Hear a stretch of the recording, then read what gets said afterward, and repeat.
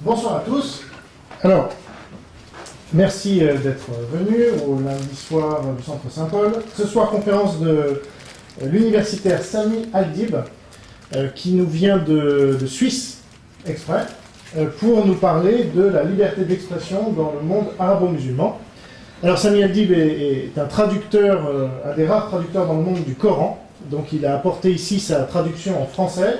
Et il travaille actuellement sur une traduction en anglais et italien aussi. Bon, donc vous voyez un peu à qui vous avez affaire. Il est professeur des universités et docteur en droit. Donc il va nous parler de ce sujet. Nous lui avons demandé de venir en rapport avec la sortie du livre Entre la haine et l'espoir, qui est en fait une traduction de passages télévisés de la télévision arabe et iranienne, des télévisions arabes et iraniennes. Donc, Monsieur Al-Dib, je vous laisse la parole. Bonsoir et merci de m'avoir invité. Le sujet donc est le suivant, la liberté d'expression. Est-ce qu'on va fermer? C'est pour qu'on n'entende pas le bruit.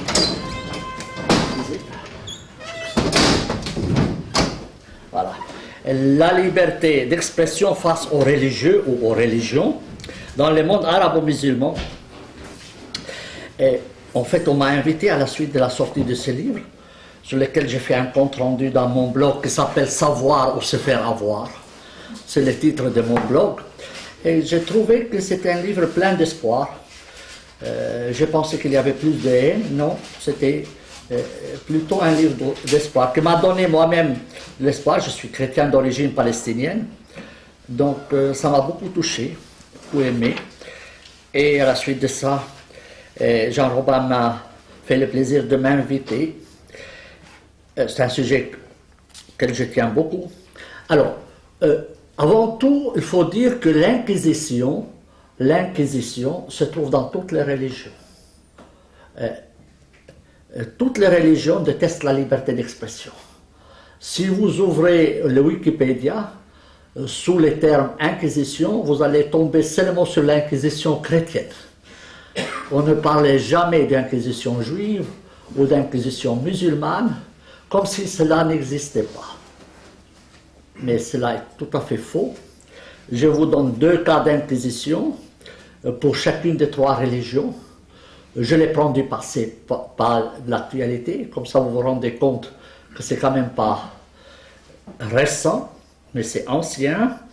Ancien Testament, première inquisition, Moïse descend de la montagne, voit son peuple en train d'adorer les veaux d'or.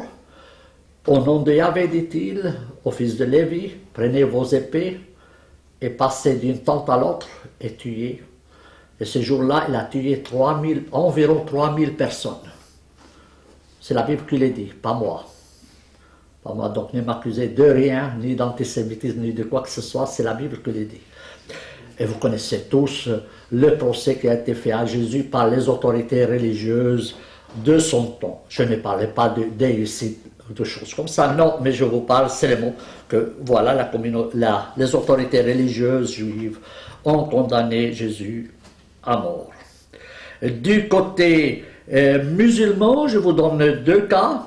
Je laisse de côté les guerres sur l'apostasie qui ont duré presque 1 année. À peine Mahomet était enterré. On a pris les armes contre les tribus qui ne voulaient plus se soumettre au calife, ne voulaient plus rester musulmans. Et on a guerroyé pendant presque 1 année pour les obliger à revenir à l'islam. C'est une inquisition. Mais je vous donne quand même 2 cas. Alors, Ibn al-Muqaffa, un de nos plus grands écrivains, qui a été supplicié en 757. Donc 120 ans après la mort de Mahomet. Et un autre, Mansour al-Hallaj, qui lui, il a été aussi supplicié à Bagdad en 922. Chez les chrétiens, vous connaissez l'inquisition moyenâgeuse, mais je vous donne 2 cas spéciaux. Le premier, c'est William Tyndale, qui était le premier traducteur de la Bible en anglais. À cause de cela, il a été étranglé et brûlé. Donc, en anglais. premier traducteur de la Bible en anglais, c'était en 1536. Le deuxième cas, ça concerne les pays dont je viens, c'est-à-dire la Suisse. Calvin, maître des lieux à Genève, en 1553 a assisté au bûcher de Michel Servet. Michel Servet était brûlé vivant à Genève. Le calvinisme a reconnu son erreur et en 1903, il a installé une stèle en son honneur et lui a consacré une rue. À Genève, il y a une rue, Michel Servet, c'était un médecin espagnol qui s'opposait à Calvin et donc il a été brûlé vivant. Et on lui a fait une stèle que vous pouvez visiter aujourd'hui, ce qui lui fait de belles jambes. Bien. Aujourd'hui, en fait, l'islam ou les autorités religieuses musulmanes sont les seules, ou presque les seules, qui maintiennent l'inquisition. Vous trouvez peu d'inquisition dans le judaïsme aujourd'hui, vous trouvez peu d'inquisition parmi les chrétiens, mais la communauté musulmane ou les autorités religieuses musulmanes sont pratiquement aujourd'hui les principaux inquisiteurs dans le monde. Aujourd'hui, la preuve, c'est que, en fait, tous ces pays condamnent la sortie de l'islam sous le nom de l'apostasie. Si vous apostasiez, si vous changez votre religion ou si vous la critiquez, vous êtes considéré comme traître et vous êtes condamné à mort. Le Coran lui-même semble indiquer que reconnaît la liberté religieuse. Je vais vous donner deux versets. Si ton Seigneur avait souhaité, ceux qui sont sur la terre auraient tous ensemble cru. Est-ce toi qui contrains les humains pour qu'ils soient croyants? Chapitre 10, verset 99, vous voyez, je parle suisse, 99, c'est 99, beaucoup plus compliqué.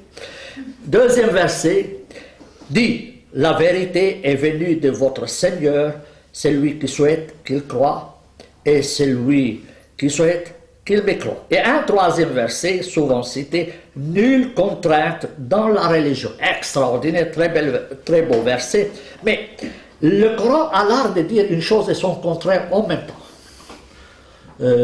Mahomet, c'est un véritable publiciste. Il peut vous faire avaler n'importe quel yogourt qu'il veut. Et vous donne deux versets. La religion auprès de Dieu est l'islam. Aucune autre.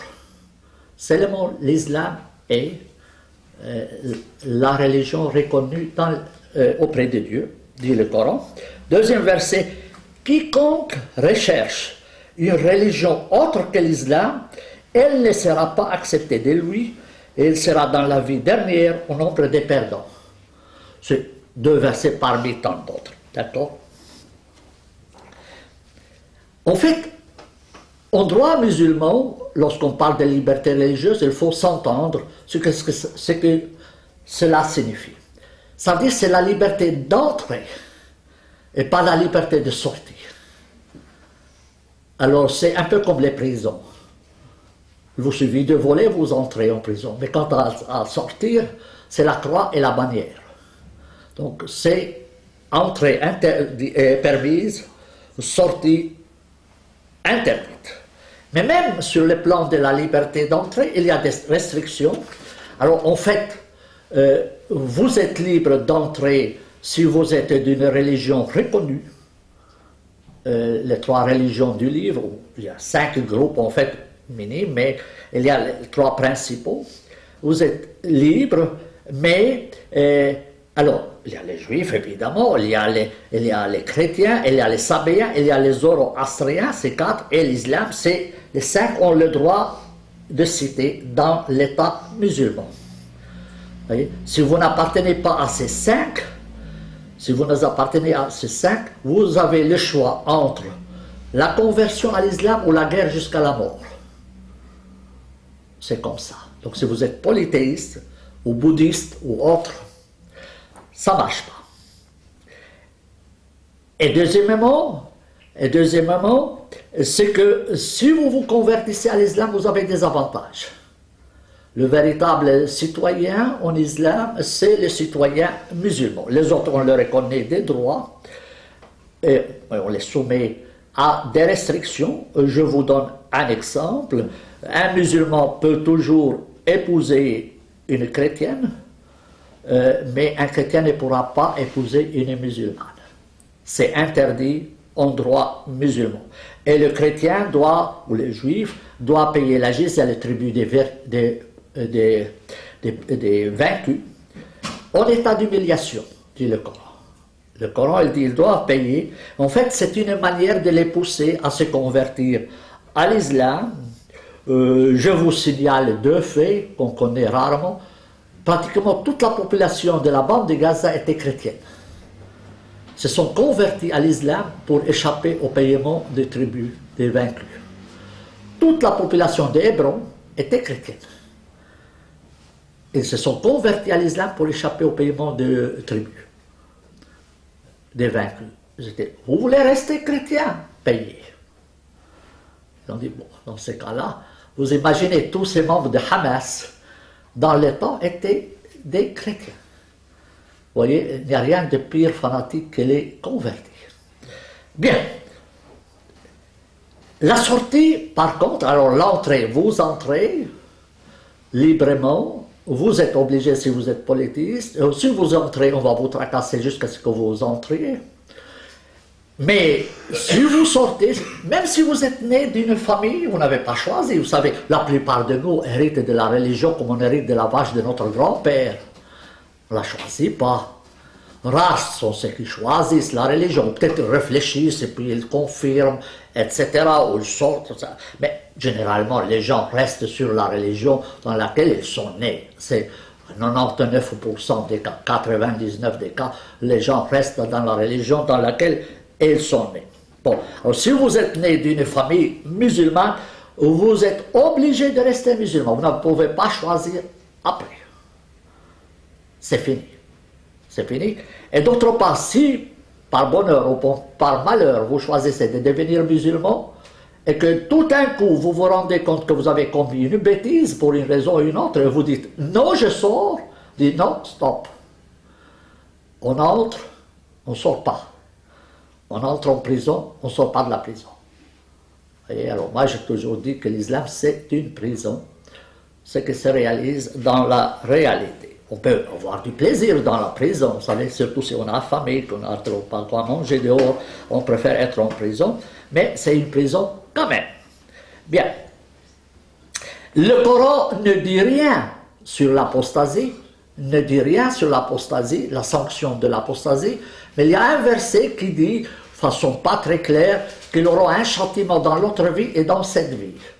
Mais il ne dit pas clairement quel est le genre de châtiment qu'ils auront. Mais Mahomet était très explicite. Mahomet était très explicite dans ce domaine. Il a deux phrases importantes. C'est lui qui change de religion. On entend musulman, évidemment. Tuez-le. Plus explicite que ça, impossible. Deuxièmement, il n'est pas permis d'attenter à la vie du musulman, sauf dans les trois cas suivants. La mécréance après la foi, l'adultère après le mariage et l'homicide sans motif. Vous voyez, ça c'est les trois raisons. Donc si vous devenez mécréant après avoir cru. Alors, si vous apostasiez, vous avez deux sortes de sanctions.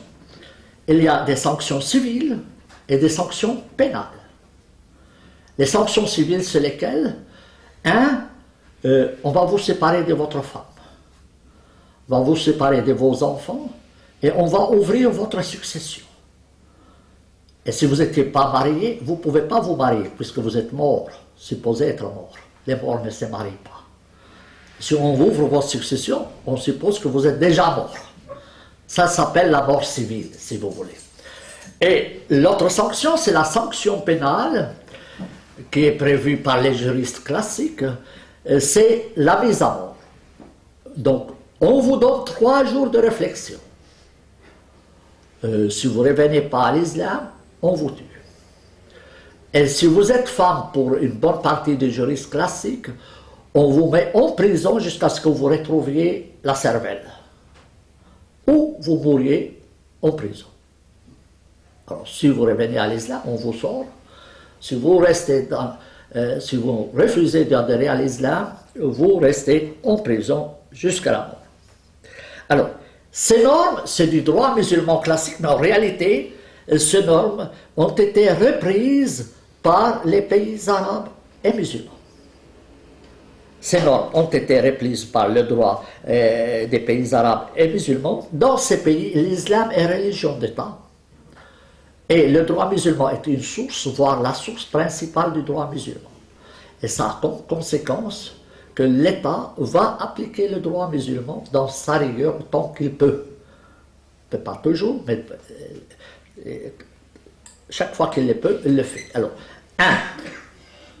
toutes les lois des pays arabes, des pays musulmans, prévoient, à part la Turquie, c'est un autre cas spécial, prévoient que si jamais vous êtes marié, vous apostasiez, votre mariage est dissous. Si vous avez des enfants, vous séparez de vos enfants. On ouvre en succession. Et si vous n'êtes pas marié, vous ne pouvez pas vous marier. Toutes les lois des pays arabes et musulmans, sans exception. Même en Tunisie, qui est pourtant libérale, sous Bourguiba même, donc c'est prévu comme ça.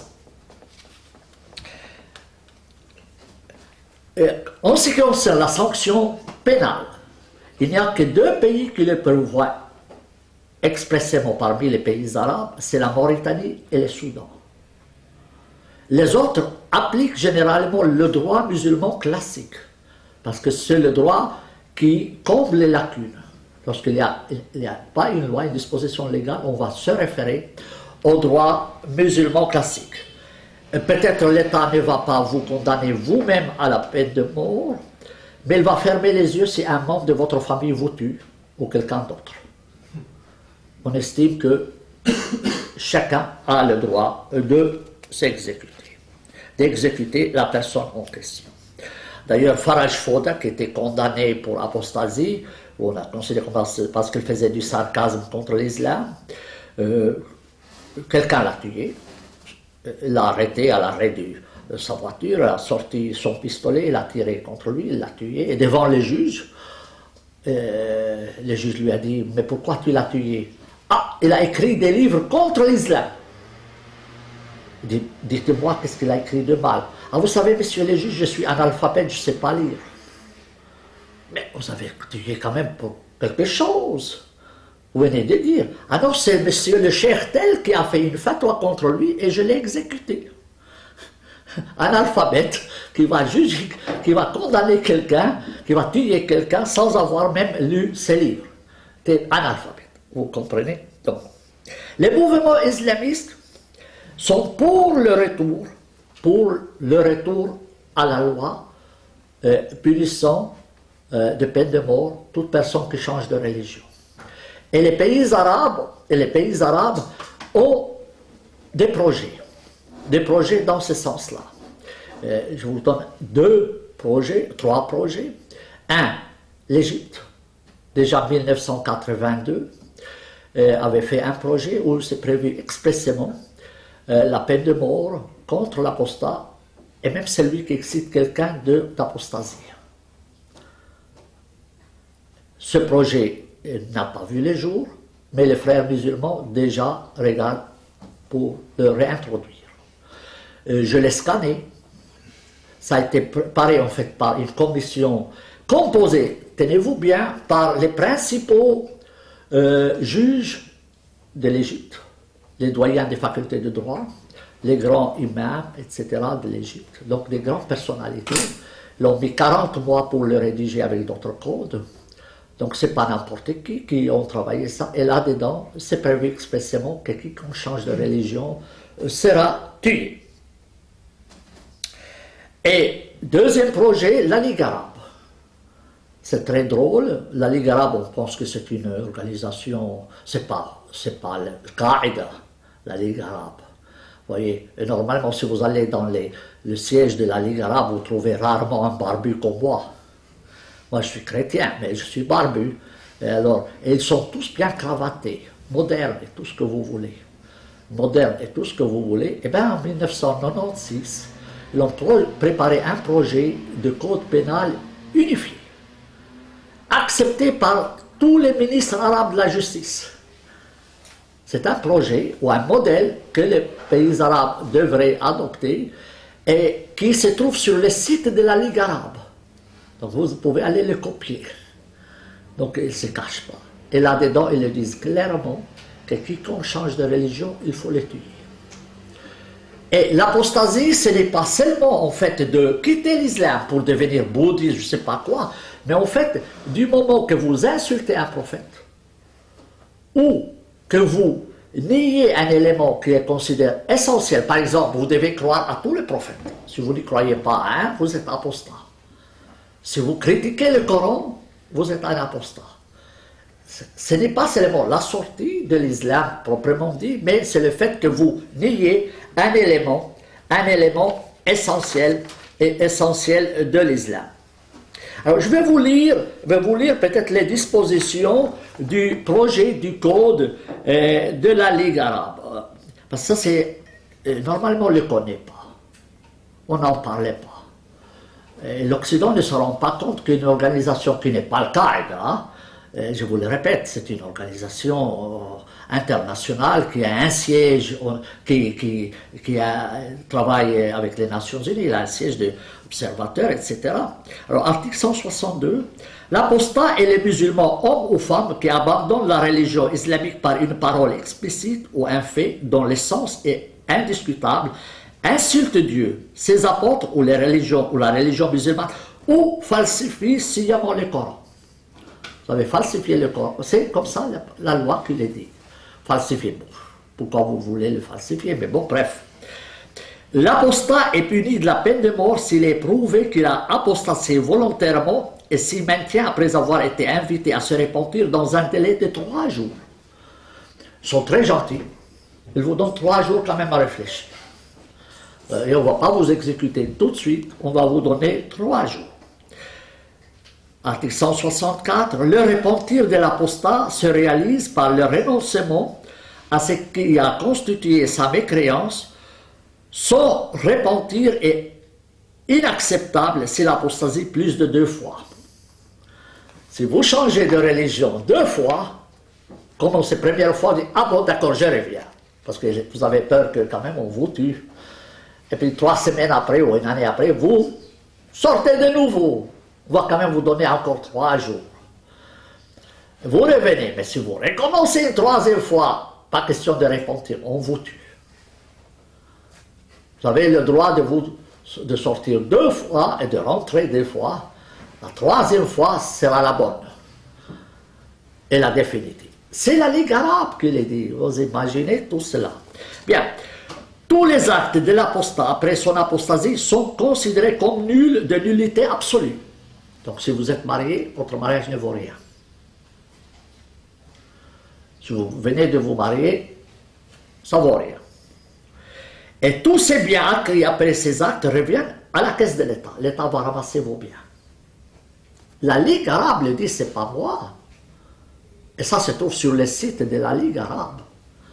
Vous vous rendez compte la situation. Pour fonder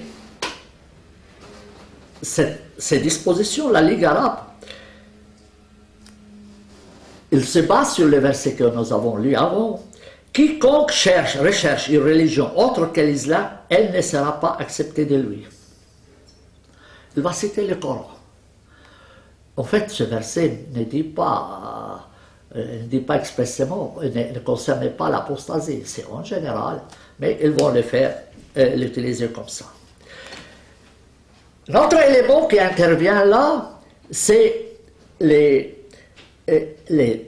pays arabes, comme vous le savez, font partie des Nations Unies. Et les Nations Unies, c'est la plus grande fabrique des droits de l'homme. Ils ne le respectent pas toujours, mais quand même, c'est une fabrique. la fabrique des droits de l'homme, où on essaie un peu de standardiser les normes, marquer les évolutions ou autre chose, eh bien, les pays arabes ont systématiquement rejeté toutes les dispositions relatives à la liberté religieuse. Alors, chaque fois qu'il y avait un article, il y avait l'article 118 de la Déclaration universelle des droits de l'homme, les pays arabes qui ont voté, n'étaient pas nombreux en ce moment-là, ceux qui ont voté, c'était de 1948, l'ont dit, nous n'acceptons pas cet article-là. L'article 18 qui dit, chacun a le droit de choisir, de changer de religion. Les pays arabes disent, non, non, non, non, non, ça ne va pas. Et quand on a dû adopter le pacte civil de 1966, les pays arabes ont mis les pieds contre le mur, on n'acceptait pas cet article. Alors on a changé la chose, au lieu de dire changer de religion, on dit il a le droit d'adopter sa religion. On a juste changé un mot par un autre pour le satisfaire. Mais malgré ça, ils ont dit, non, non, l'Iran, ils ont dit, chez nous, non, si vous quittez l'islam, on vous tue. Déclaration devant tout le monde. Orbi et orbi. Et ça, c'est enregistré dans les documents des Nations Unies. Donc, ce n'est pas un secret des polichinelles, c'est un secret des polichinelles pour vous dire. Bon. Non seulement les pays arabes refusent les documents internationaux, mais essayent aussi d'imposer leur point de vue à l'Occident. Ils essaient d'imposer leur point de vue à l'Occident et aux Nations Unies, afin qu'il n'y ait pas de sortie de l'islam et qu'il n'y ait pas de critique à l'égard de l'islam. En fait, le droit musulman ne permet pas à un musulman de critiquer, il ne lui permet pas de sortir, mais à plus forte raison, il ne peut pas permettre la critique d'un non-musulman envers la religion musulmane. Alors, il y a une organisation qui s'appelle Organisation de la Conférence islamique, qui a changé de nom, qui s'appelle Organisation de la coopération islamique, qui regroupe les 57 pays musulmans, qui chaque année, pratiquement chaque année, s'adresse au Conseil des droits de l'homme des Nations Unies pour leur demander d'adopter une résolution qui condamne le dénigrement des religions. Dénigrement des religions. Si vous dénigrez les religions, eh bien, vous devez être condamné. Alors, qu'est-ce que c'est dénigrer les religions? Alors, les Nations Unies ont adopté, parce qu'il y a une bonne partie des pays musulmans au Conseil des droits de l'homme, et ils ont pu obtenir une résolution condamnant le dénigrement des religions. Un terme vague. Qu'est-ce que c'est le dénigrement de religion? On y reviendra. D'accord? Alors, en 2011, ils ont adopté une autre résolution qui n'a pas utilisé le même mot, mais presque. Alors, voilà, la résolution réaffirme le droit à la liberté de religion ou de croyance, y compris le droit d'adopter la religion de son choix, ainsi que le droit à la liberté d'opinion et d'expression. Alors qu'elle condamne l'incitation à la haine religieuse, elle parle d'incitation à la haine religieuse. Hein? La résolution reconnaît que débattre publiquement et ouvertement des idées peut être une piste pour lutter contre l'intolérance religieuse. Alors voilà comme elle fait. Et donc ils ont essayé là de un peu édulcorer les choses, mais ils ont dit quand même il faut protéger, il faut essayer de ne pas s'aimer la haine religieuse en condamnant, en s'attaquant à une religion donnée. Et ils ont eu un soutien très drôle cette année-ci, de la part de l'université de McGill au Canada. Alors, l'université de McGill au Canada prépare depuis plusieurs années une déclaration universelle des droits de l'homme des religions qui doit remplacer la déclaration universelle des droits de l'homme. Une alternative. Alors, l'article 12 dit, a deux paragraphes qui sont assez drôles. McGill, c'est quand même pas le Pakistan, là. c'est le Canada. On en dirait que c'est quand même bon.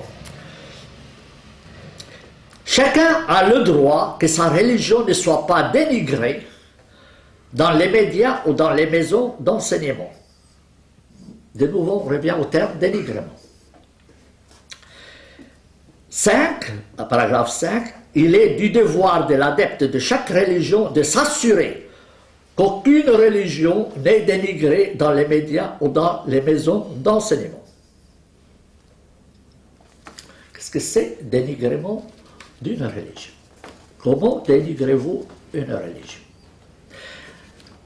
Alors, ils ont fait une conférence le 7 septembre à Montréal, dans laquelle ont participé des musulmans, des chrétiens, autres, et aussi le Dalai Lama.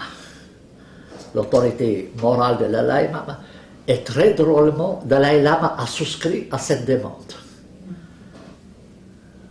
Le Dalai Lama en personne a souscrit à cette demande, on se demande, en fait, est-ce qu'il a été payé? Comment il a été manipulé? Pourquoi il a cité ça? Est-ce qu'il connaissait le contenu? Il y avait même un théologien de l'université McGill. Vous savez, normalement les théologiens sont souvent des théologiens de l'absurde.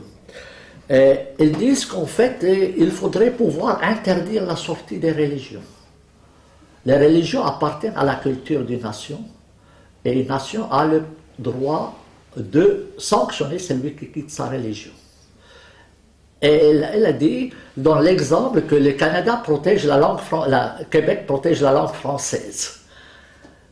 Et l'islam ferait partie de la culture d'un pays, personne ne devrait pouvoir la quitter. Et c'est un chrétien, c'est pas Ben Laden, c'est un théologien chrétien qui dit cela. Bien. Et très drôlement, Dalai Lama, ce jour-là, avait donné une interview où il dénonçait la censure chinoise. Il disait qu'il fallait enlever que la Chine devait permettre la liberté d'expression, mais en même temps, il refuse le dénigrement des religions. Alors, double jeu. Est-ce qu'il a été emporté par le flot de la sénilité?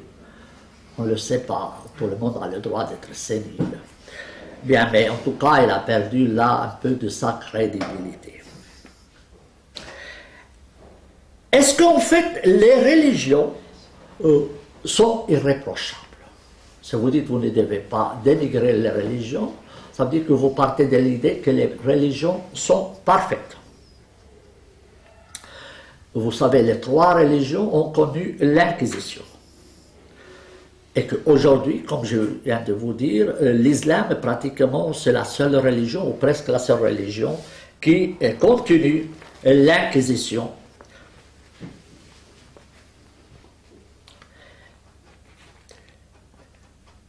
La plupart des pays musulmans prévoient dans leur constitution que l'islam est la religion d'État. Le droit musulman est une source principale, voire la source principale de droit. Et en fait, les deux sont liés. Les deux éléments sont liés. Religion d'État et la loi sont liés. En islam, on ne se limite pas à prier, mais on va appliquer les normes que contient le livre sacré. Le Coran n'est pas comme l'Évangile, qui est plutôt moraliste, mais c'est un livre de loi, comme l'Ancien Testament d'ailleurs. Alors, les musulmans partent de l'idée que l'islam est institué par Dieu. L'islam, et comme Dieu est parfait, l'islam est parfait. Donc vous ne pouvez pas le dénigrer. Pourquoi critiqueriez-vous quelque chose de parfait? Il faut pas, on n'a pas le droit de critiquer quelque chose qui provient d'un parfait. D'autre part, il estime que le Coran, qui est la première source du droit musulman, est la parole divine. Parole divine, ça veut dire qu'elle est paroles parfaites. Vous n'avez pas le droit de les critiquer. Et Mahomet, c'est le messager de Dieu, infaillible, donc il est intouchable. La critique de l'islam ou le dénigrement de l'islam ou d'autres religions va en fait concerner ces trois aspects. La religion comme telle, c'est texte sacré, et son modèle principal qui est Mahomet. Et estime ces choses étant divines, on ne peut pas les toucher. Mais en réalité, qu'est-ce que c'est le droit musulman? Qu'est-ce que c'est l'islam? Qu'est-ce que c'est l'islam? On va vous vendre un package. C'est un sac. Vous l'achetez comme tel. Vous ne pouvez pas le critiquer parce que tout ce qui est dedans est parfait. Étant tout provenant de Dieu. Vous voyez, si vous allez dans un bon marché, un bon magasin, là, vous achetez tout dedans, vous n'allez pas quand même ouvrir chaque pomme de terre et voir s'il est pourri ou pas. Ils ne vont pas vous le permettre. Vous achetez le paquet en entier, point à la ligne. Si ça ne vous plaît pas, vous ne prenez pas, mais le paquet entier. Donc, incriticable, vous pouvez dire « Ah non, vos pommes de terre sont pourries. » Non, vous n'avez pas le droit. Le paquet est garanti parfait. Mais en réalité, le droit musulman peut contenir de bonnes choses, sans doute. L'islam peut contenir de bonnes choses. Et faites attention quand je parle, le droit musulman et l'islam, c'est la même chose. La religion n'est pas seulement islamique, n'est pas seulement une religion, c'est une religion et un système juridique. Un système juridique. Si vous niez un élément essentiel en islam, vous êtes considéré comme apostat, vous êtes sorti de l'islam. Si par exemple vous dites il ne faut pas tuer quelqu'un qui change de religion, vous avez nié une norme principale et on va vous tuer. Ou si vous dites ah non, une musulmane a le droit d'épouser un chrétien, vous avez nié une norme essentielle, donc vous êtes apostat, donc vous êtes passible de la peine de mort. Toute négation d'une norme qui est considérée essentielle au droit musulman implique apostasie et donc peine de mort. Ou par exemple, si vous dites la lapidation ne doit pas s'appliquer, on a le droit de critiquer la lapidation. Non, la lapidation est prévue dans les sources du droit musulman, vous n'avez pas le droit de la critiquer. Et si vous la critiquez, vous pouvez fermer l'œil, d'accord, mais la critiquer comme telle, non. Alors, que contient le droit musulman? Alors, ça contient, entre autres, couper les mains et les pieds des voleurs. Ça fait partie du droit musulman, que vous le souhaitiez ou pas. Lapider les adultères, appliquer la loi du talion, œil pour œil, dent pour dent. Voilà, messieurs. Je donne un exemple, vous m'arrachez une main, j'ai le droit de vous faire arracher une main. Mais ça doit être l'équivalent, ça veut dire une main contre une main. Mais voilà, madame m'a arraché un testicule. Elle n'a pas de testicule. Comment on va faire? Elle va payer le prix du testicule. Donc c'est la condition, vous voyez, et c'est monnayé. Le projet égyptien dit combien coûte un testicule. Vous voyez, c'est vraiment très précis, très clair. Un de mes étudiants italiens me disait combien ça coûte, monsieur le professeur, j'aimerais vendre les deux. Je dis oui, mais là, c'est les bons sous les sanctions. Ça ne se vend pas au marché. Bien. Appliquer la loi du talion. Alors la loi du talion, par exemple, une nouvelle qui était sortie dans la presse, en Iran, un a été aveuglé par, je ne sais pas, il y avait l'acide qui est tombé sur ses yeux. Il était aveuglé. Et bien on a condamné l'auteur de cet acte à ce qu'il soit aveuglé par l'acide. Et un avait paralysé quelqu'un d'autre. Il fallait paralyser celui qui l'a fait. On a demandé à l'hôpital de le paralyser. Donc il fallait lui donner une injection qui le paralyse. C'est la loi du talion. Vous voyez, vous forcez les gens à prier et à jeûner. Par exemple, vous savez, au Maroc, si vous jeûnez, vous mangez au mois de Ramadan en public, vous êtes passible de prison. Même McDonald's a fait un écriteau sur la porte. Quand vous allez chez lui acheter quelque chose au mois de Ramadan, il vous dit, vous devez montrer votre carte si vous êtes musulman ou pas. Autrement, on ne vous vend pas. Vous voyez, donc, même McDonald's devait se plier. Transformer les femmes en tentes ambulantes ou en sacs de poubelle. Certains considèrent que le hijab, le niqab et la burqa, etc. fait partie du droit musulman. Moi, j'ai prouvé que le Coran ne prévoit rien de tout de cela. Le Coran prévoit de couvrir le sexe et pas la tête. Et puis, il est démontré, ton traducteur du Coran, il ne parlait pas de tête, pas du tout. Le verset ne parle pas de tête. Il parle plutôt de sexe. Il dit, couvrez votre fente. Le terme, c'est fente, le texte coranique. Mais ils s'en foutent. Bien, continuons là. Rétablir l'esclavage et le marché aux esclaves. Ça va vous étonner, il me dit, mais non, vous divaguez, c'est quoi cette histoire? Eh bien non, l'esclavage fait partie du droit musulman. Vous allez vous étonner, Maudoudi, le principal idéologue pakistanais, a écrit un long article dans lequel il attaque quelqu'un qui dit, oh, l'islam a aboli l'esclavage. Il lui a dit, donne-moi un seul verset qui interdit l'esclavage, il n'y a pas. Et il développe comment on va traiter. On va traiter les gens, au cas où ils tombent dans les mains, nos mains. Alors, s'il s'agit de femmes, il faut les distribuer entre les soldats comme esclaves. Il le dit. Pas seulement ça, un parlementaire égyptien le dit clairement. Un parlementaire égyptien. Dernièrement, il y a eu une speakerine de la télévision koweïtienne qui dit, regardez, maintenant, au Tchétchène, il y a les conflits entre musulmans et russes. Et de temps en temps, on attrape des chrétiennes russes, blondes et jolies. Alors on les exécute, c'est dommage, elle dit. Il faudrait ouvrir des bureaux et faire une loi pour les amener ici et pouvoir les vendre au marché. Et j'aimerais bien en voir quelques-uns. Elle écrit ça. C'est sur YouTube. Et c'est pas il y a 50 ans. Il y a un journaliste musulman qui a dit, s'il vous plaît, gardez-moi une, j'aimerais bien avoir une, moi aussi. Mais il y a un cheikh de l'Égypte, dernièrement, il a dit, pour résoudre les problèmes financiers, économiques des pays musulmans, rien de plus simple. Vous n'avez qu'à faire la guerre. Et chaque soldat rentrera à la fin de la journée avec 4-5 femmes, 4-5 enfants, 4-5 hommes. Il peut les faire travailler s'il a besoin, sinon il va au marché et il les vend. En Égypte. Mais tenez-vous bien, vous connaissez la Sorbonne par hasard à Paris, hein? Vous avez entendu parler.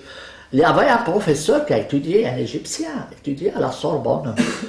Ce professeur a publié un livre dans lequel il dit qu'il a fait un projet de code pour les armées musulmanes. Il dit les conventions de Genève ne prévoient pas l'esclavage, évidemment. Il dit ce sont des textes écrits par des mécréants. Nous ne sommes pas obligés de les suivre. Donc je vais vous présenter un projet de code pour l'armée, dans lequel il est prévu clairement qu'au cas où les armées musulmanes gagnent la guerre, les femmes ennemies seront distribuées entre les soldats comme esclaves. De la Sorbonne, hein? Me demande qu'est-ce qu'il enseigne à la Sorbonne dans ces cas-là. Un professeur égyptien qui a enseigné à l'université de Qatar. Je les livre. D'ailleurs, je les fais scanner, je les mets sur Internet pour que les gens ne m'accusent pas de divaguer. Hein. Et le livre est là, il est distribué, il est vendu, il est disponible. Et on se dit, mais on se croit rêver. Mais non, ne rêvez pas, ça fait partie du droit musulman, ça prestige. On ne peut rien faire. Du moment que ça a été pratiqué, tous les codes, tous les textes juridiques du droit musulman classique comportent des sections sur l'esclavage. Ce n'est pas une invention d'aujourd'hui. Alors, exclure tout non-musulman de la fonction publique. C'est le droit musulman. Exclure les non-musulmans des parlements des pays musulmans.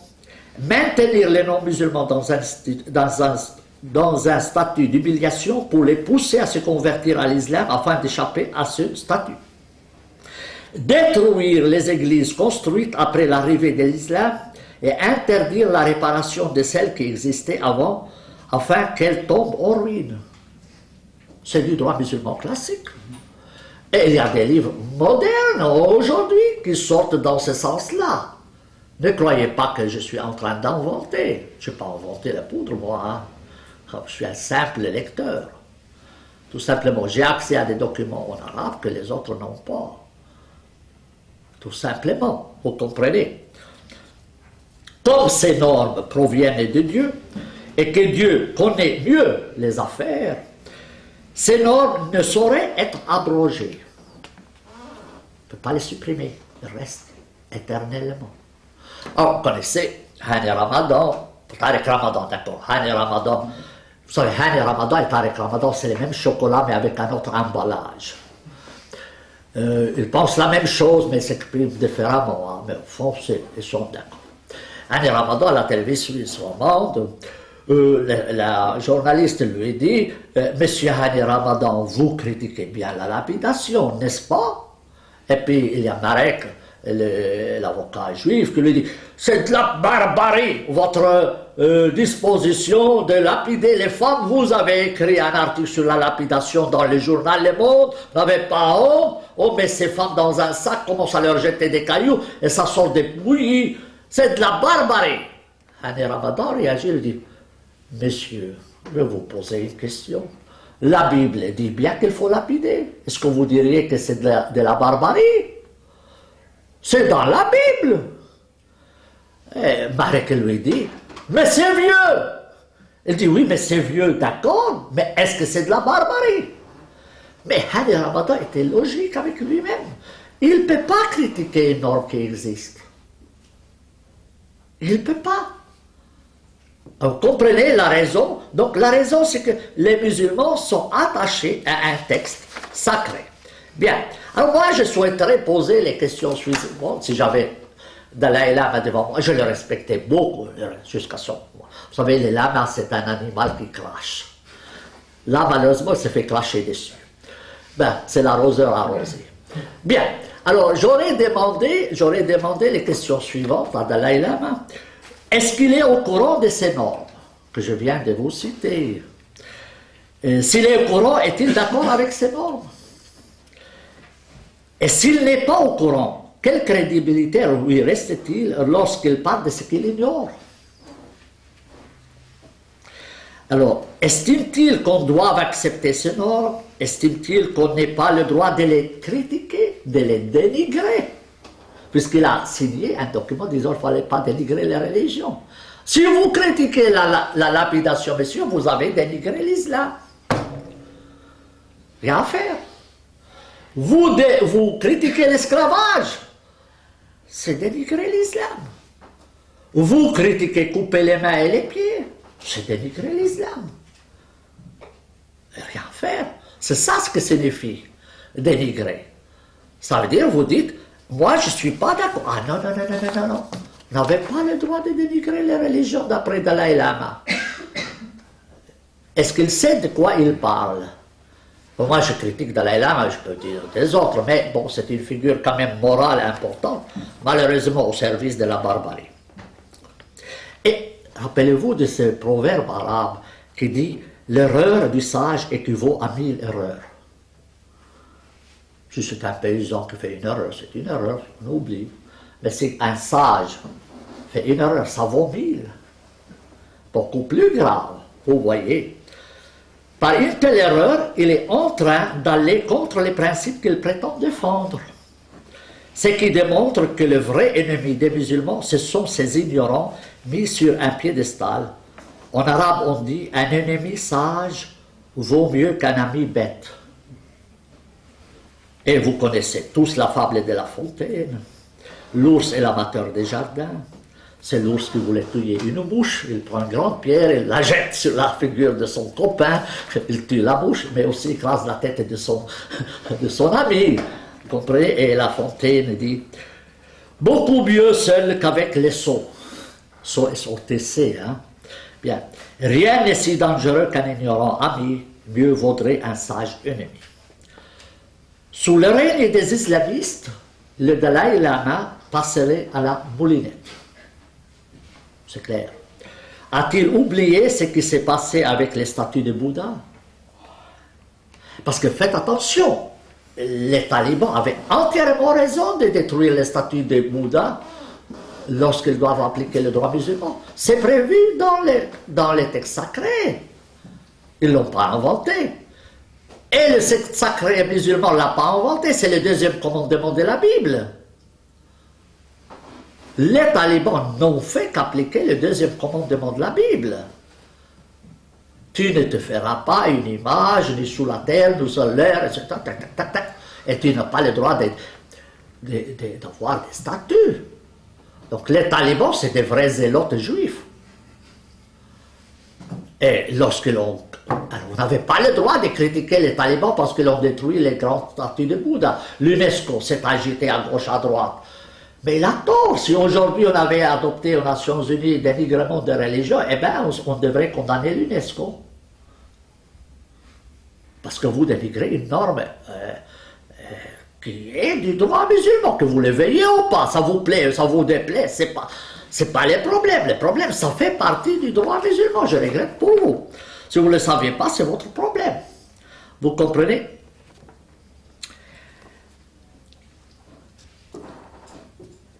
Alors, je vous ai parlé du projet du code pénal égyptien qui pose un vrai problème des normes.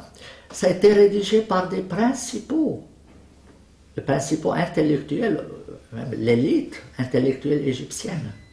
C'est pas n'importe qui, hein. C'est pas des barbus.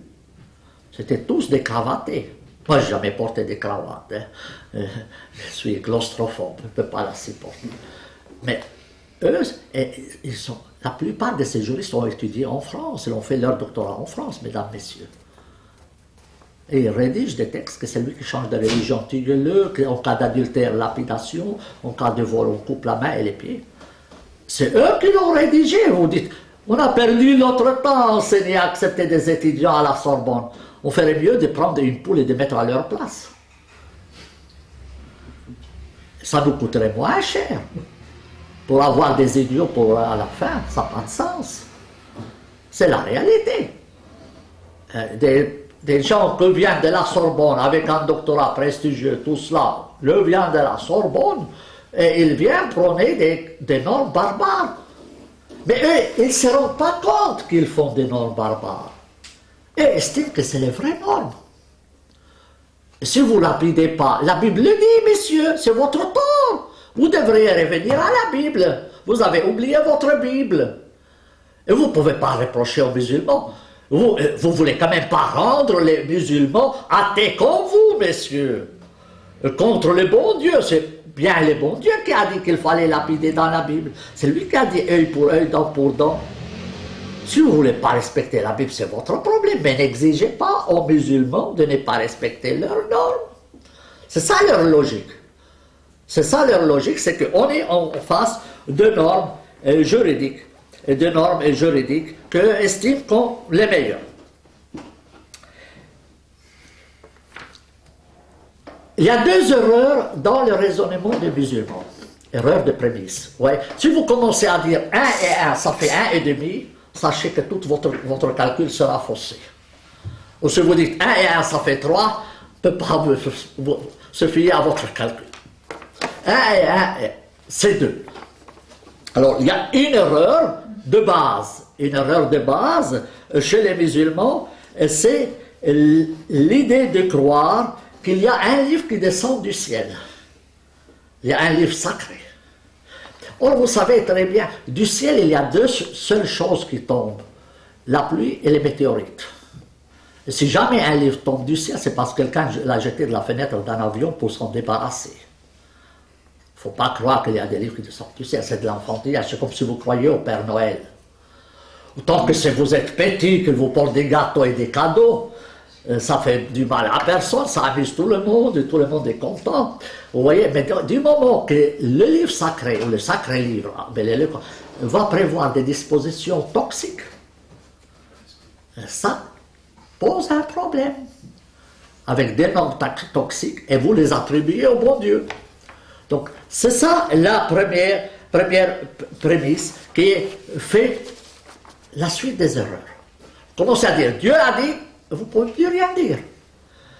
Et en fait, sachez que si vous appliquez aujourd'hui la Bible ou le Coran, société moderne, vous aurez la société la plus barbare qui puisse exister.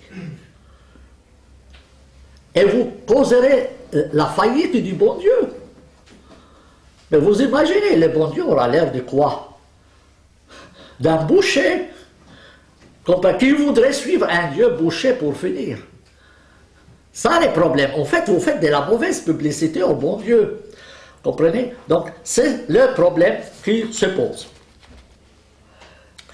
Bien.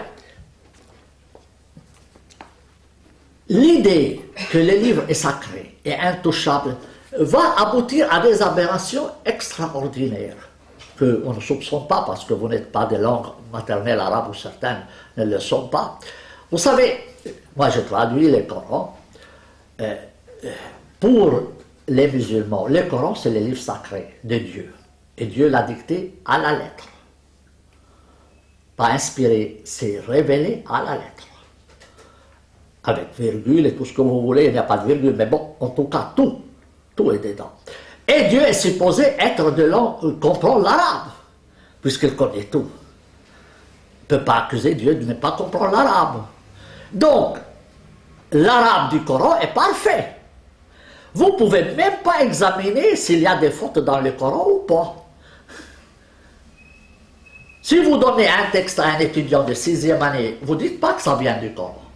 Vous dites, regardez ce texte, il y a une erreur là, grammaticale, c'est clair et net. Et puis après, vous dites, vous savez, le texte que vous venez de lire, c'est le Coran. Ah non, il n'y a pas de faute. Mais monsieur, il y a 5 minutes, vous disiez qu'il y a une faute. Ah non, Dieu ne peut pas faire de faute. Ou vous dites, par exemple, écoutez, comme certains disent que le Coran, en fait, a été écrit par un rabbin. Comme je le pense moi-même. Parce que les sources indiquent que c'est 99% repris des textes juifs. Seul un juif pouvait avoir accès. Mais vous ne pouvez pas le dire si vous êtes musulman. Ah non, vous apostasiez. Donc, vous tombez sous la loi dénigrement des religions, messieurs. Vous comprenez? Donc, vous pouvez... Les styles, vous dites, le style est parfait. Moi, je suis invité à un colloque où l'introduction, dans un pays arabe, sur les traductions du Coran, l'introduction dit « La nation est unanime que le texte du Coran est parfait. »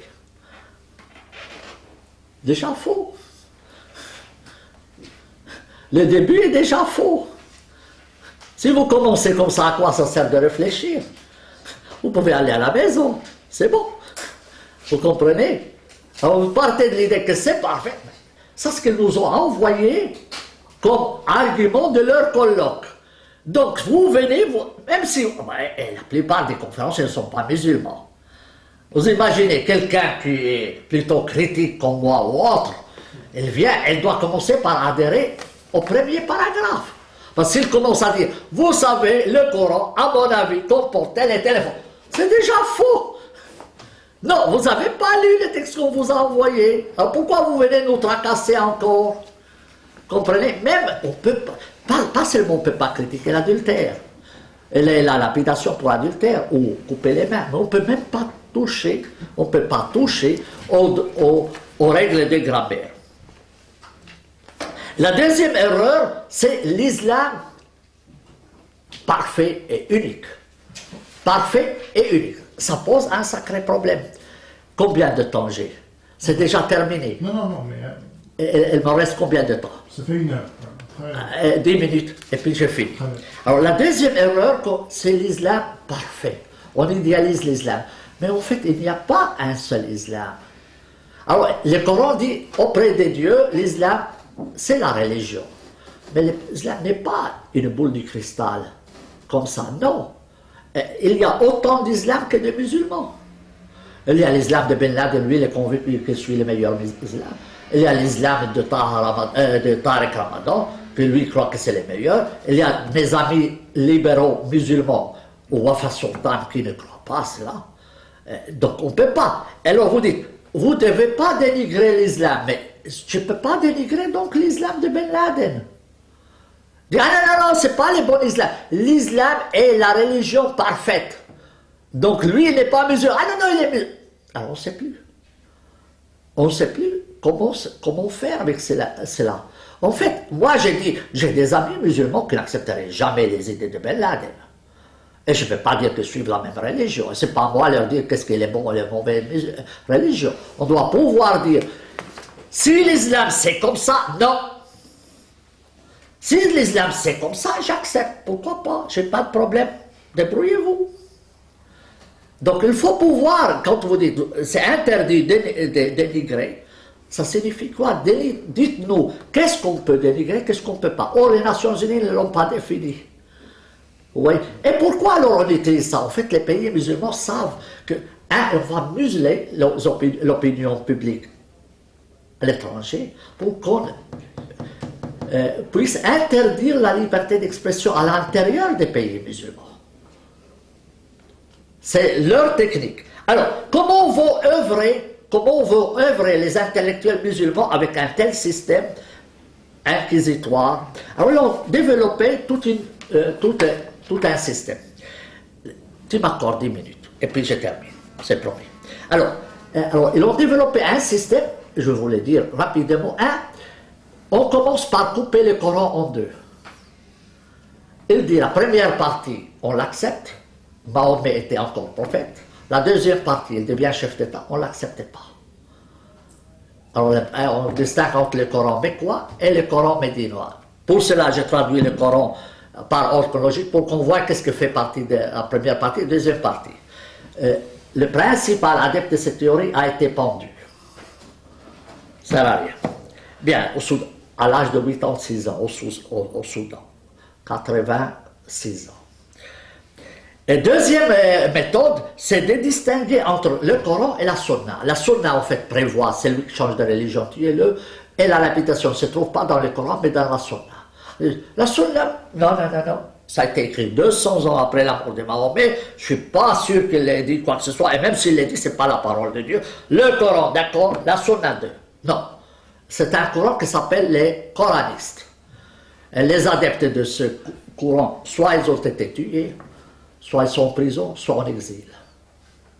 Leur principal adepte vit aujourd'hui en exil aux États-Unis après avoir passé quelques années en prison. D'autres courants, je vais passer vite, et de dire qu'en fait, Mahomet, c'est le dernier des prophètes. Ça ne veut pas dire qu'il faut les suivre, le dernier, parce que c'est les meilleurs, mais c'est le dernier biberon. Après lui, l'humanité n'a plus besoin de prophètes.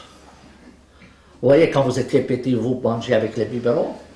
Vous ne pouvez quand même pas venir aujourd'hui au travail avec un biberon. Alors, l'humanité a grandi, elle n'a plus besoin de biberons, de livres sacrés. Et un autre auteur, il dit que le bon Dieu, en fait, a fait le monde en 6 jours, vous le savez très bien, puis il a trouvé que tout était très bien, et après, il est allé en vacances, dit la chômée. Il s'est libéré. Lui dit, oui, il a chômé, oui. Ça veut dire qu'il est allé à Saint-Tropez pour bronzer les fesses. Bien. Alors, lui, il dit que, ayant fait tout très bien, il n'est plus revenu au travail. Il est toujours à Saint-Tropez. Et comme les prophètes sont venus après le départ en vacances du bon Dieu, Dieu, quand il fait des vacances, fait des vraies vacances. Il ne va quand même pas envoyer des prophètes. C'est du travail. Alors, il n'a envoyé aucun prophète. Tous ces prophètes, c'est des vrais menteurs. Ils n'ont été envoyés par personne. Chacun circule pour sa propre compagnie, pour son propre commerce. Donc Dieu n'a envoyé aucun prophète d'après lui. Quand je lui dis, mais va dire ça au peuple, ils vont me couper la tête. Je dis, mais quoi? En fait, il tient à vous, en tant qu'intellectuel, un discours et au peuple un autre. Et un autre, très joli, un professeur l'Afrique du Nord, un jour je le trouve à Rome, au petit déjeuner, il dit, tu sais, tant que les musulmans croient que le Coran c'est la parole de Dieu, il n'y a aucun espoir de progrès chez les musulmans. Il regarde comme ça. Tu l'as écrit où ça? Ça m'intéresse. Le professeur a écrit, je ne sais pas combien de livres. Tu l'as écrit, ça m'intéresse. qui est fou, mais qui ose l'écrire. Ils vont me tuer et qui va nourrir mes enfants et ma femme. Deux discours différents. Il va écrire des livres, ça va tourner autour du pot. Mais ce qu'il pense, il ne va jamais pouvoir l'écrire. Il dit, avant 50 ans, personne n'osera le dire. Une autre manière de faire, c'est de faire venir quelqu'un qui ose parler. Je me rappelle, une fois j'étais au Maroc, on m'a invité, j'ai envoyé le texte, j'ai dit, qu'en pensez-vous? Et puis, ils ont dit, venez. J'arrive là, j'ai dit, mais écoutez, est-ce que vous avez vraiment lu mon texte? Moi, j'ai prévu dedans qu'on annule le concept de la révélation. Carrément supprimer le concept de la révélation. La révélation, ce n'est pas la parole de Dieu à l'homme, mais c'est la parole de l'homme sur Dieu, avec toutes les bêtises que l'on peut faire. Ça, c'est ma théorie de la révélation. Il m'a dit, mais monsieur Aldib, vos écrits circulent sur Internet, on les connaît bien. On est d'accord avec toi, mais tu es le seul fou qui ose les dire. Pour cela, on te fait venir. Mais carrément, il m'a dit comme ça. Moi, je dis, mais tu te fous de ma gueule ou quoi? Il m'a dit, mon ami qui ose le faire ici, autre que toi. On est d'accord. La salle, c'était terrible. C'est normalement 10 minutes, 15 minutes d'intervention, 10 minutes de discussion après un autre. Ça a duré 2 heures. La discussion est incroyable. Et c'était même un ministre qui présidait. Et les gens, mais c'était furieux. Hein? Moitié était pour, l'autre moitié contre. C'était incroyable. Jamais vu on dirait la corrida. Donc c'était incroyable cette manière de faire. Bien, alors, dernier élément que je veux développer, c'est que je suis pour la liberté d'expression, mais la critique, je suis pour la critique, mais il faut que ça soit en connaissance de cause. Vous ne pouvez pas simplement critiquer une religion sans critique. Mais pour cela, il faut quand même former les gens. Leur dire qu'est-ce qui est bon, qu'est-ce qui est mauvais. Mais vous risquez de tomber là aussi sous le dénigrement. Une université française qui commence à enseigner je ne sais pas quoi, des normes et porter un jugement sur les normes du Coran, c'est du dénigrement. Donc vous ne pourrez même pas former les gens. Vous aurez soit le droit soit de vous taire, soit de flatter. Mais vous rendez service à personne. D'ailleurs, messieurs, si vous prenez les déclarations universelles des droits de l'homme ou les documents des Nations Unies, c'est le meilleur texte de dénigrement des religions dans leur généralité. La déclaration universelle, c'est dénigrer l'islam, le christianisme et le judaïsme. Donc pratiquement, il faut les supprimer. Réel. En fait, les Nations Unies sont en train de se tirer une balle dans les pieds. Et on va finir par supprimer les droits de l'homme en supprimant la liberté d'expression des religions. Et vous ne pouvez le faire que si vous partez de l'idée qu'en fait, écoutez, les livres sacrés, ce n'est pas des livres sacrés, mais c'est des sacrés livres. Ça ne signifie pas que vous ne les respectez pas, non. Mais vous les relativisez. C'est un retour à la raison que j'appelle. Vous comprenez? Sans cela, et vous ne pouvez pas condamner Hani Ramadan ou Tariq Ramadan, je ne sais pas qui, parce qu'ils disent cela. C'est ça le principe. Mais ça, il faut développer ça. Nos universités n'ont pas fait ce travail. Nos politiciens n'osent pas le faire. Et si vous le faites, on va vous accuser d'islamophobie. Mais faites attention, islamophobie n'est pas un terme négatif, on le rend négatif. Mais c'est avoir peur de quelque chose. Moi, j'ai peur de l'islam avec ses noms toxiques. J'ai le droit. Si vous n'avez pas peur, vous êtes téméraire. Vous n'avez pas peur des normes que retour à l'esclavage ou lapidation. Est-ce que vous seriez d'accord avec cela? Eh bien oui. Moi, je peux avoir peur des araignées. J'ai peur de ces normes. Et j'ai écrit un article qui s'appelle « Sami Aldib est islamophobe et fier de l'être ». Parce que moi, je ne suis pas téméraire. Je connais les normes. Mais ceux qui veulent juste flatter pour flatter sans jamais savoir qu'est-ce qu'ils disent, ça ne sert pas aux musulmans. Et je dis aux musulmans, tout flatteur vit aux dépens de celui qui flatte. Les musulmans devraient plutôt écouter les critiques et pas les flatteurs. Je vais m'arrêter là. Peut-être qu'il y aura des questions. On va revenir sur certains points. Je m'excuse, j'ai été trop long, mais bon.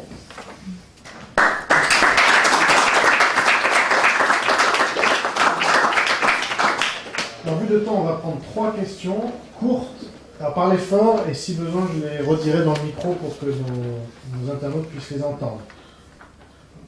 Alors, 1, 2, 3. Bon, voilà. Monsieur d'abord. Bonsoir, François Vogt, je viens de Carpentras, un pays qui était jadis sous souveraineté papale et qui aujourd'hui a une population musulmane de 30% et dans 20 ou 30 ans sera majoritaire musulmane. Je vais vous paraître cynique. Si les Égyptiens veulent le droit coranique, c'est leur problème. Moi, en tant que Français, de culture catholique, mais avant tout français, j'ai peur pour l'avenir de mon pays, avec une sociologie de mon pays qui change. Voilà, tout simplement. Et j'aimerais avoir votre point de vue sur l'évolution de la montée de l'islam en Europe. 1%, 5% de musulmans en Europe, je serais tenté de dire que c'est un enrichissement culturel. Une majorité dans certaines localités de musulmans dans nos villes, ça va devenir un gros problème. J'aimerais avoir votre point de vue. Oui. Attendez, répondez déjà à cette Ah question. oui, d'accord. Écoutez, évidemment, la majorité, s'il y aura une majorité à Carpentras, et aux normes, selon les normes démocratiques, ils vont pouvoir appliquer les droits musulmans dans la région. Moi, j'ai dit à mes étudiants, en sicilien, faites attention, demain, vous aurez une république islamique sicilienne. Mais si vous ne voulez pas ça, vous devez commencer à comprendre qu'est-ce que c'est l'islam et changer les mentalités. Si vous n'avez pas changé les mentalités des musulmans, il y a un danger. Et pour cela, je demande une révision totale de l'islam. Et le rejet du concept de la révélation. Ça, c'est essentiel. On n'avait pas rejeté le concept de la révélation tel qu'il est compris. Parole de Dieu à l'homme. Ce qui est de l'enfantillage entre nous. Si vous n'avez pas rejeté ça, vous n'avez rien fait. Vous comprenez. Donc, vous devez éviter les dangers dès maintenant et pas attendre demain. Vous voyez. Et si ça s'applique en Égypte, ça va finir ici. Faites attention. C'est vraiment les vases communicants. C'est ça les problèmes. Il ne faut pas croire. Vous pouvez faire tout ce que vous voulez chez vous. Chez nous, non. Ça va finir par arriver ici. Est-ce que c'est un problème? Oui, mais faites attention. Moi, je ne reproche rien aux musulmans. Je reproche tout aux autorités françaises. Ça, ce que j'ai dit. Aucune assurance au monde ne vous paye si vous laissez la porte ouverte. Aucune. Et si vous avez des passoires, un pays passoire comme la France, c'est normal que la farine passe dedans. C'est à vous à choisir. Les autorités, nos politiciens malheureusement ne pensent qu'à la fin du mois ou à leur prochain mandat. Ils ne vont pas plus loin que leur nez. Mais dites-moi, comment est-ce qu'on a enseigné le droit musulman dans nos facultés de droit? Combien on a d'avocats en France? Combien ont étudié pour comprendre? On va discuter. D'ailleurs, on ne sait même pas combien de musulmans il y a en France. Certains disent qu'il y a 2 millions, d'autres disent 12 millions. Un des rares pays qui fait de la statistique sur la base des religions, c'est la Suisse. Alors, en Suisse, en 30 ans, ils sont passés de 16 000 à 300 000. De 16 000 à 300 000. En 30 ans. Et vous avez dit, moi j'ai écrit un article, j'ai dit dans une interview que dans 20 ans, ça s'appellera la République helvétique islamique. D'ailleurs, il y en a des gens qui déjà réclament qu'on change le drapeau suisse parce qu'ils portent la croix. C'est sorti. Et ils sont candidats même au Parlement. Eh bien, si vous n'avez pas changé les mentalités des gens, mais alors, nos universités ont fait faillite. Ça oublie. Nos politiciens, c'est des lâches. Donc, et c'est normal, messieurs, c'est normal que si vous laissez votre porte, que les gens entrent. Ce n'est pas la faute des musulmans. Mais on prend une autre question, rapide. Bonjour, vous avez dit que les États musulmans, islamiques, imposaient la jizya sur les non-musulmans pour les convaincre de rentrer dans l'islam. Mais est-ce que ça les arrangeait pas qu'ils payent la jizya? Enfin, au lieu de convaincre les gens d'entrer, ça les arrangeait de laisser les gens non-musulmans pour qu'ils puissent gagner de l'argent? Oui, oui, et à un moment donné, ils ont pensé à ça, effectivement. On a pensé à cela, que dit oui, il n'y aura pas, il n'y aura pas d'entrée. Il n'y aura pas d'entrée. Mais ils perdaient avec cela, parce que, ces chrétiens ne pouvaient pas servir dans l'armée. Et donc, ils perdaient des gens.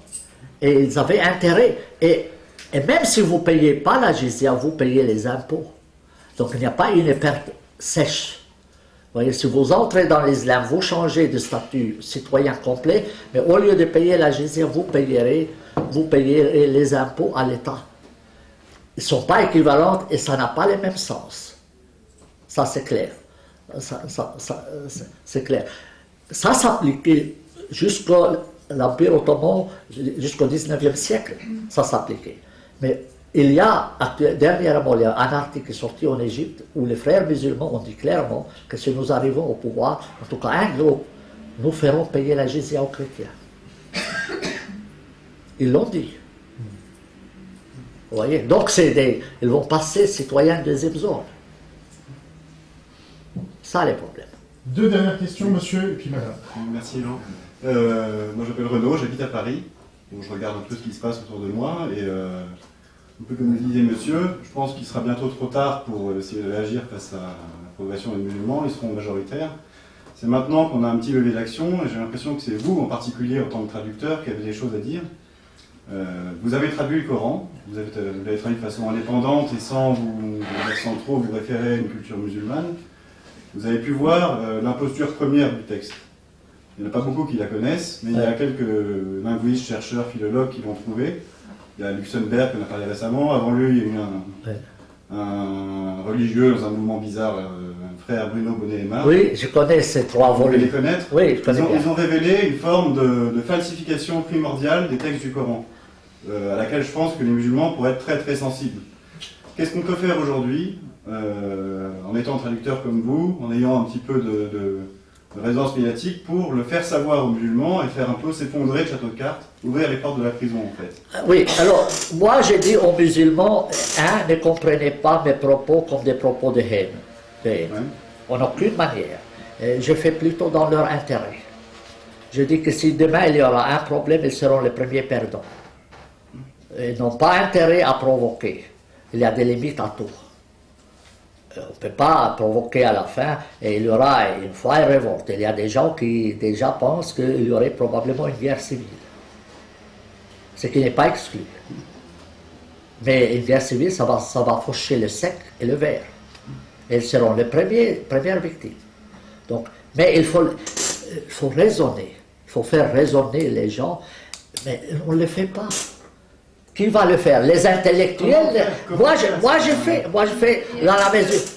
fais dans la mesure de mes possibles. Les intellectuels intègres quand même qui essayent de faire comprendre, Oui, de transmettre, oui, de il faut. dire les choses. Il faut. Et vous avez parlé de la Tunisie, le cas de la Tunisie, il n'y a pas ce que vous venez de raconter. Ça ne s'applique pas de cette manière. C'est vrai qu'on a actuellement une petite crainte, mais il y a un débat, les gens y parlent, parce que c'est une population instruite. Et ce qui se passe par rapport à l'islam, il ne faut pas craindre les musulmans, c'est pas ça. C'est un problème économique. Les Européens, ils ont l'aval des Européens. Et aujourd'hui, il y a des gens qui viennent et qui ont une crainte vis-à-vis du musulman, parce que là, je sais pas, il y a des choses que j'arrive pas à saisir. Dans le sens, il y a quand même une situation économique, il y a une conjoncture, il y a des choses. Ben Laden, c'était qui? C'était l'ami de qui? Les Américains. Ben Laden, qui l'a formé? Ben Laden, c'était pas du tout un musulman. On leur donne le droit de s'exiler, on leur donne, on dit laisse-les s'exprimer. En plus, pour tous les pays, 21 pays arabes qui sont dictateurs, on leur donne l'aval, ils sont quand même soutenus par toute l'Europe. Ben Ali, il était soutenu quand même il était parmi, soi-disant, celui qui camoufle, alors que celui qui, soi-disant, il protège l'Europe des islamistes, alors que c'était quelqu'un, au contraire, qui tuait tout le monde au nom des islamistes. Bien sûr. Donc, c'est-à-dire, il y a quand même toute une conjoncture économique, politique, sociale, donc qui fait qu'aujourd'hui... Oui, effectivement, un problème n'a pas une seule facette. un problème à une seule facette. Il y a la facette économique, la facette politique et tout ça, certainement. Moi, je ne suis pas économiste, mais on ne peut pas nier qu'il y a ce facteur idéologique, cette conception de base. Les frères musulmans en Égypte, si demain ils arrivent au pouvoir, le mot qui sort le plus dans leur bouche, c'est la charia. Oui, mais au contraire, nous... On fait pas nécessairement dire. Vous pouvez Non, discuter parce que- après si vous voulez. Oui, mais non, parce parce que qu'il y a des des gens ont choses- levé les mains. et- Ça veut dire, Non, moi j'estime, non mais je comprends, et d'ailleurs j'ai dit, moi je ne condamne pas les musulmans, je condamne les autorités françaises. Je l'ai bien dit, donc mais c'est normal madame que si vous avez un poulet que vous le mangez, et ce n'est pas les poulets qui doivent vous manger. C'est normal. Si vous vous faites manger, c'est la faute des Français, ou les autorités françaises qui se font manger. Vous comprenez? C'est pas la faute des musulmans. D'ailleurs, il y a un beau proverbe égyptien. On demande à Pharaon, mais qui t'a fait Pharaon? Pharaon, dans la culture arabo-musulmane, c'est le modèle du tyran. Donc, qui t'a fait Pharaon? Et Pharaon dit, je n'ai trouvé personne qui s'est opposé à moi.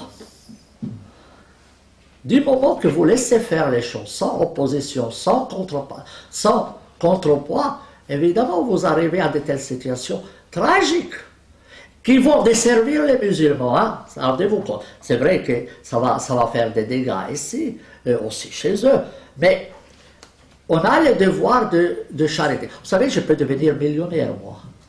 Il suffit de flatter les musulmans. Non, Moi, je peux vous le dire, mais ce n'est pas pour vous contredire. Vous voyez, mais je ne ferai pas mon devoir. Nos intellectuels font du travail, malheureusement, c'est minime. C'est vraiment minime. Moi, en Suisse, on a 10 000 avocats. Il n'y a pas 5 ou 10 qui ont étudié le droit musulman pour savoir de quoi s'agit-il. Et c'est important de savoir. D'ailleurs, le statut de l'UNESCO, il dit la guerre commence dans les cerveaux des gens, et c'est dans les cerveaux des gens qu'il faut établir la paix. Donc il faut comprendre les mécanismes de la pensée. Voilà, je vous donne le cas de Hani Ramadan, il dit, le Coran le dit, Dieu l'a dit, donc, vous voyez, et si vous n'avez pas déjà détruit cela, pardon. On prend les deux Mais dernières bien questions, sûr, parce que, mais bien sûr, je vous ai dit que si vous appliquez la Bible, vous aurez le système. L'avantage des Juifs, c'est qu'ils sont minoritaires et petits. Mais si vous les mettez ensemble, ça va donner des dégâts énormes. Ça, c'est sûr. C'est le nombre qui pose des problèmes. Alors, deux dernières questions rapides, Oui. madame. et puis- Moi, c'est pas une question, c'est un témoignage. Alors, rapide. En 2004, il y a eu une loi, ça doit être 2004, pour interdire le port du voile à l'intérieur des lycées et des administrations. Donc, j'étais en déplacement à Lyon, je vois dans le journal grande réunion pour débattre de la loi contre le voile, le port du voile dans l'administration. Donc, j'y vais. Et il y avait les 3 animateurs de ce débat. C'était un monsieur qui est au CNRS, blond aux yeux bleus, qui est spécialiste de l'islamophobie. Ce serait lui qui a inventé le concept. Ouais. Il y avait une dame qui est numéro 2 au Parti communiste, c'est une Algérienne. Et il y avait la représentante du Parti écologique de Villeurbanne. Et alors, tout le monde était tranquille. J'étais seule de mon espèce. Tout le monde était tranquille, je sais pas, c'était une énorme salle, il y avait peut-être 500 personnes, 600, peut-être 1000, je sais pas. Donc tout le monde était tranquille, arrive donc le premier conférencier, le bonhomme là, du CNRS, qui s'agite et qui dit « Voilà, je m'adresse à vous musulmans, refusez cette loi, c'est de l'islamophobie. » Alors il est remonté aux croisades qu'on avait toujours détesté les musulmans, les gens étaient tranquilles, ils y croyaient pas, enfin les musulmans qui étaient là, personne ne branchait. Est arrivée la dame numéro 2 du Parti communiste qui a commencé à agiter, je dis bien professionnellement, c'est-à-dire elle parlait doucement, après elle a monté, et elle disait c'est une atteinte aux droits des femmes, des petites filles, tout le monde a le droit, etc. Et ça s'est terminé par une insulte à notre égard. Elle a dit les Français c'est des sous-chiens, c'est des sales blancs, il faudrait leur dire, etc. J'étais estomaquée, les gens commençaient à s'agiter. Est arrivée donc la fille du Parti écologique de Villeurbanne, elle est allée droit au bord, ça n'avait aucun rapport. Elle a dit à mort Israël, tout le monde s'est levé, on était, je sais pas, tout le monde hurlait à mort Israël, elle a continué à mort Sharon, c'était Sharon, tout épouvantable. Je me suis dit, s'il y avait des armes, ils sortiraient tous, tuer le premier venu. Ce sont des animateurs professionnels de haine. Hein. Je l'ai vu, les gens sont passés d'une situation calme où les gens venaient demander qu'est-ce que c'était cette loi. Et alors après, on a dit, on vous laisse parler. Moi, j'agitais le doigt pour dire que j'avais été formée en tant qu'institutrice dès le départ. Il ne fallait pas dire qu'on était chrétien. Si on était chrétien, tant pis. Il fallait mettre notre croix sous notre blouse et ne jamais parler de Dieu dans nos démonstrations. Donc, par exemple, je m'étais fait barrer ma... On va faire Voilà. parce que... Et non, voilà. Non, ce que je veux dire, ma salle aussi. conclusion, c'est que ici, en France, il y a des gens de partis politiques qui sont la gauche, l'extrême gauche et les partis écologistes qui sont pour le fanatisme musulman et qui sont responsables de ça. Et ces trois-là faisaient la tournée de toute la France tout l'été pour soulever la population. Une réaction rapide, monsieur Alib? Oui, écoutez, alors, sur mon niveau à moi j'ai écrit un article, j'ai dit le Coran réclame de couvrir le sexe et pas la tête. Je l'ai dit. Et avant la révolution égyptienne, une de mes amies musulmanes a dit, au lieu de faire la révolution de la rue, on ferait mieux d'enlever le voile. Une musulmane, une amie à moi, a dit, ça c'est la vraie révolution. Il a écrit une semaine avant la révolution égyptienne. Hein? Une amie à moi. Donc, il faut soutenir cette manière de réfléchir. Mais d'autre part, les autorités françaises, aujourd'hui le niqab, je regarde le niqab. Vous savez, si on prenait 10 de ces femmes, ils ont déjà les parachutes. On n'a que les parachutés chez eux. Ah oui, on les part dans un avion, on les parachute chez eux. Il n'y aura plus une seule niqab en France. Alors, dernière question, et puis... Mais oui, c'est pas que je suis contre, mais ça date, ils les appelaient les tentes ambulantes. Et pour cela, il s'est fait tuer. Parce que le Coran ne le dit pas. Ne le dit pas. Vous savez, c'est comme vous faites les poulets, on vous mange. Dernière Et question. je regrette pour vous. Et Oui. puis on devra... Oui, dites. quitter la salle. Oui. Bon, merci, c'était très intéressant cette conférence. En fait, je suis musulman et très ouvert. Et j'assiste souvent à des groupes de prière communs et je connais très bien le christianisme parce que très jeune, mon père m'a accompagné souvent à la messe de minuit qui est souvent invité pour comprendre c'est quoi le christianisme. J'ai eu la chance de ne pas juste respecter le christianisme, mais de connaître ce que c'est, comment les gens y prient, à quoi ils croient, tout ça. Voilà. Moi, je reviens d'abord pour répondre à mon ami François. Pour moi aussi, la France est une terre chrétienne. Et je vois aussi que c'est vrai que on dit musulman, mais pour moi, c'est un peu plus le Maghreb qui monte vers la France. Ne fallait-il pas plutôt réchristianiser aussi la France? Parce que la France n'est pas chrétienne, c'est vide des églises. On ne va pas chercher en Afrique des prêtres pour venir faire prier les gens. Ne fallait-il pas commencer par là aussi, déjà avant? Comme ça, les gens vont s'arrêter, même si ici le christianisme est désavoué, les gens ne croient en rien presque. Est-ce que je ne sais pas si c'est une vraie société ou pas? Et les deux, vous avez parlé du problème de l'islam, c'est vrai que ce n'est pas parfait. Ce n'est pas. Ce n'est pas parfait. Ce n'est pas parfait. Parfait, oui, oui. Ce n'est pas parfait Oui. par rapport aux droits de l'homme. Enfin, je préfère dire droits de la personne. Mais comment on peut obliger quelqu'un ou une communauté à changer si dans ce droit de l'homme même ou de la personne, on a le choix de choisir la société dans laquelle on veut vivre? C'est ça le problème en fait. Comment on dit tu as le droit de vivre, tu choisis ce que tu veux, c'est le droit de l'homme. Et comment imposer un droit qui est supérieur au... Ce n'est pas un droit de l'humanité qui dit qu'on ne peut pas, on a de ce choix de faire. Moi, chez moi, au Tchad, c'est un pays laïque, où majorité musulmane, mais j'ai des voisins dans mon village qui se sont christianisés, qui ne sont pas fait lapider, des gens qui font de la liturgie qui ne se font pas lapider. Ma culture africaine m'empêche de le faire et on ne le fait pas. Même si c'est écrit dans le Coran, on ne le fait pas. Ouais. Donc, ne fallait-il pas plutôt encourager ces gens que de plutôt critiquer tout le temps, mais il n'y a aucun endroit où on encourage les gens qui essaient de faire bien. Alors, je vais répondre assez rapidement. Le droit d'habiter dans un pays. Vous savez, si vous êtes un chauffeur anglais, vous venez en France, vous êtes obligé de conduire à droite et pas à gauche. Même si vous croyez que votre reine est meilleure que Sarkozy. Et on ne discute pas. Et si jamais vous insistez 2 fois, vous voulez conduire à gauche, vous devenez un danger public, on vous ramène en Angleterre. La même chose, en France, vous venez en France, et si un Français va en Angleterre, on va conduire à gauche. Sinon, on le renvoie. À mon avis, si quelqu'un vient dans un pays, il doit respecter les règles, comme les chauffeurs. Si vous insistez à prier dans les rues, pas de problème. Moi, je suis pour le respect de la conscience de la personne. Vous, chauffeurs, vous croyez que vos normes sont meilleures que tout autre et qu'il faut conduire à gauche, vous allez conduire à gauche chez vous. C'est aussi simple que ça. Vous voulez prier dans la rue, ou vous allez prier chez vous dans la rue. Mais chez les Français, Pardon? dans cette observation des Français, il n'y a pas de... Alors, si un chauffeur français... Excusez-moi. Si un chauffeur français conduit à gauche, il passe en prison. Ah, ben, Eh bien, bien sûr. Mais c'est ça les problèmes, il faut se mettre d'accord sur ça. Si je suis chauffeur français et je conduis à gauche, ils ne peuvent pas me laisser conduire à gauche. Je deviens un danger public. Si je suis étranger, on me ramène dans mon pays.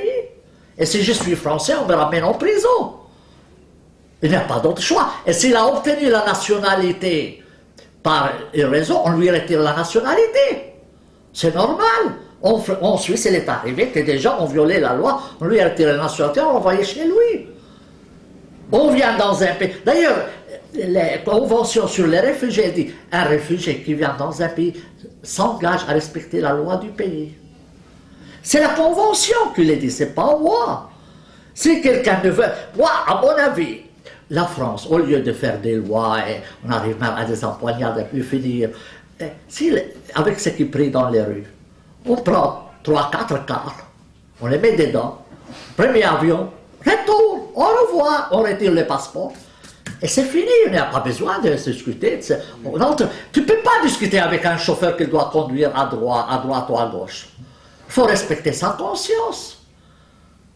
Il faut respecter sa conscience. S'il croit que la reine est meilleure que Sarkozy, c'est probablement la raison. Mais ce n'est pas ici qu'il peut le faire. Voyez? Donc, moi, à mon avis, si tu vas à Rome, tu vis comme les Romains. Et si ça ne te plaît pas, tu changes de pays. Bien. Alors, on va rester là-dessus, parce que nos débats sont... Alors,